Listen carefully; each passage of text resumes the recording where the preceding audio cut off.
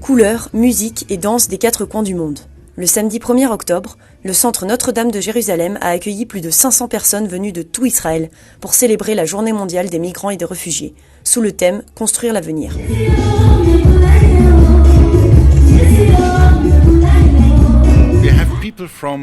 Nous avons ici des gens de différents pays et nations, qui sont des travailleurs ou des demandeurs d'asile.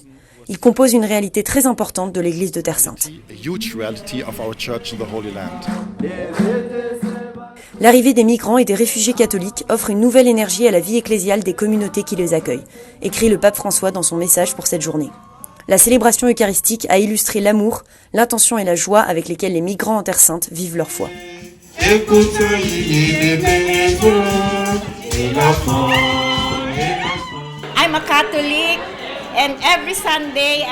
Je suis catholique et je vais à l'église tous les dimanches. Je chante dans la chorale et j'aime louer Dieu. Le dimanche est le jour dédié au Seigneur pour remercier Dieu de toutes les bénédictions que nous recevons chaque jour.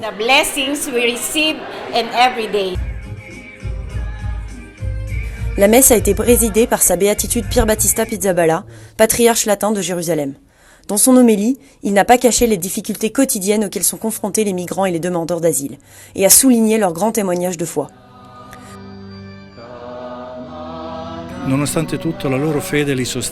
Malgré tout, leur foi les soutient et ils la portent partout dans ce pays.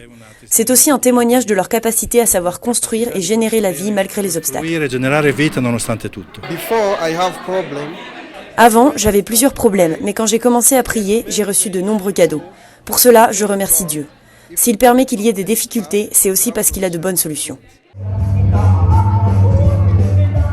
Après la messe, les lumières ont illuminé différents groupes de migrants présentant les danses traditionnelles de leur pays.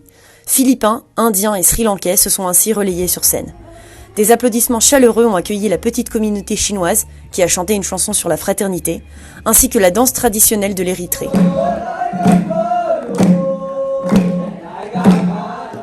Le déjeuner a également été marqué par le partage de différentes traditions culinaires. Des moments où la diversité des traditions et des coutumes se rassemblent dans une mosaïque de couleurs différentes.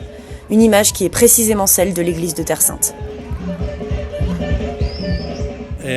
C'est aussi la vocation, la mission et le témoignage que nous voulons donner en tant qu'Église.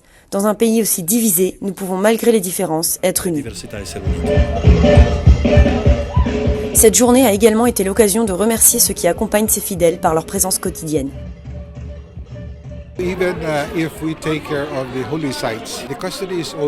Même si elle s'occupe principalement des lieux saints, la custodie s'intéresse aussi aux migrants, car ils sont les pierres vivantes, l'Église vivante.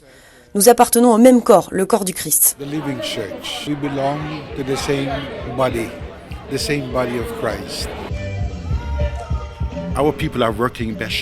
Nos migrants et réfugiés travaillent à Beersheba, Dimona, Herzliya, Tibériade, et leurs employeurs n'ont aucun contact avec l'Église ou ont de forts préjugés envers elle. Il arrive qu'ils leur demandent « Comment se fait-il que vous soyez si gentils avec moi, si bons ?»